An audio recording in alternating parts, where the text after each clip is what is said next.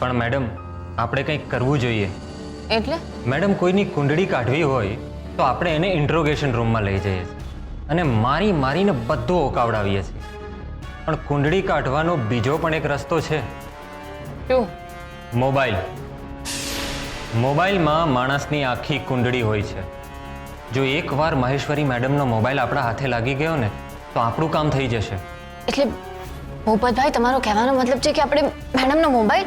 ના ના, હોય કંઈ. મેં તમને કંઈ કહ્યું નથી અને તમે કંઈ સાંભળ્યું નથી. હું તમારા માટે ચા લઈ આવું છું.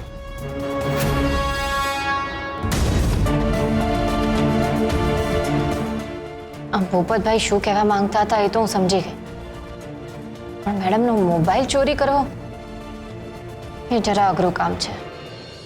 નાયક સરને મેલ કરી દીધો છે. એમણે કંઈ કહેવું હશે તો આપણને કોન્ટેક્ટ કરશે. બાકી નહીં કરે.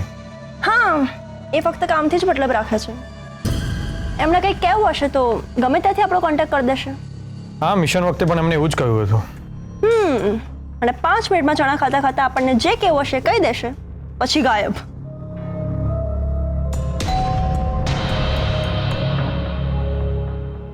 કોણ હશે અત્યારે? એ જ ડૉક્ટર સમીર. અરે પણ એ તો હમણાં જ ગાડી લઈને ક્યાં ગયો ને. એનો કોઈ ભરોસો ના કહેવાય. હા, મોજનું નામ પણ કોઈ ભરોસો નહીં, ગમે ત્યારે આવે. હું જોઈ લઉં.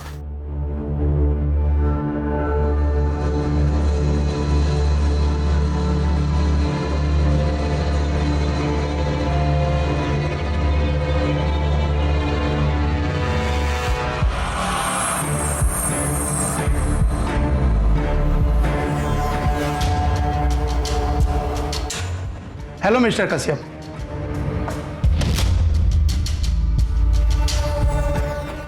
केम छो रेणुका भाभी? આવો ભાઈ.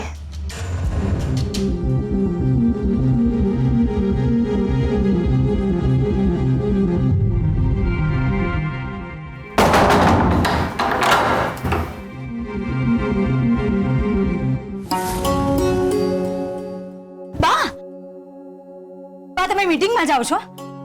સોરી, અમારે અગત્યનું કામ હતું ને એટલા માટે તમને રોક્યા. અમને જવાનું મોડું થાય છે, જલ્દી બોલો. અમારા મમ્મીનો ફોન આવ્યો હતો. આ વાત તમારા માટે અગત્યની હશે, અમારા માટે નથી. પણ બા આખી વાત સાંભળી તો લો. જલ્દી બોલો. અમારા ગામ ધરમપુરમાં ચિમનલાલ નામના એક મોટા જમીનદાર રહે છે. કરોડપતિ છે, અઢળક સંપત્તિ છે. અમદાવાદમાં મોટી ઓફિસ હબ બનાવી છે અને 50 જેટલી ઓફિસ રેન્ટ ઉપર આપી છે. ઘરે બેઠા રેન્ટ આવે છે. અને હા તો એમનું શું છે? મુદ્દાની વાત કરો વેદિકા બહુ. હા, ચિમનલાલ અર્જુનભાઈ વિશે અમારા મમ્મીને પૂછતા હતા. એમને એક દીકરી છે, તો આપણે અર્જુનભાઈ માટે વિચારવું જોઈએ.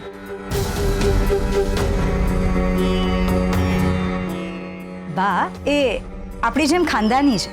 જો કે ધરમપુરમાં ખાનદાની લોકો જ હોય છે, બાકી તો લોકો ખાનદાની હોય એવો ઢોંગ કરે છે. તમે કોની વાત કરી રહ્યા છો? એ બા કેમ આમ કરો છો?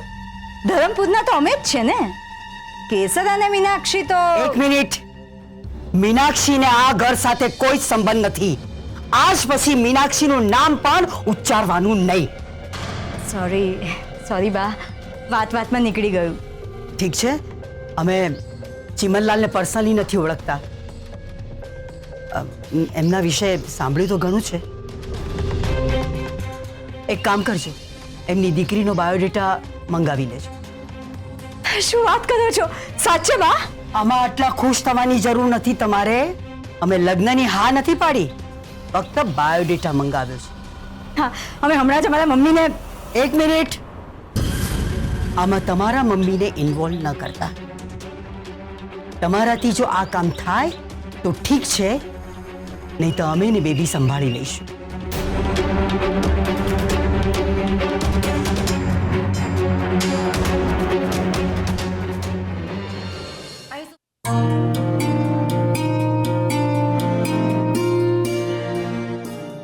અરે શું વાત છે?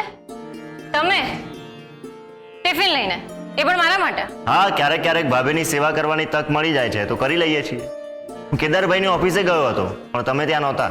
હા કેદાર સરને અચાનક બહાર ગામ જવાનું આવ્યું તો એમણે મને કહ્યું કે આજે રાજગઢ પોલીસ સ્ટેશનમાં જ રિપોર્ટિંગ કરો. જોયું ને, સરપ્રાઈઝ આપવા જઈએ તો આવું થાય, નકામા ધક્કા થાય.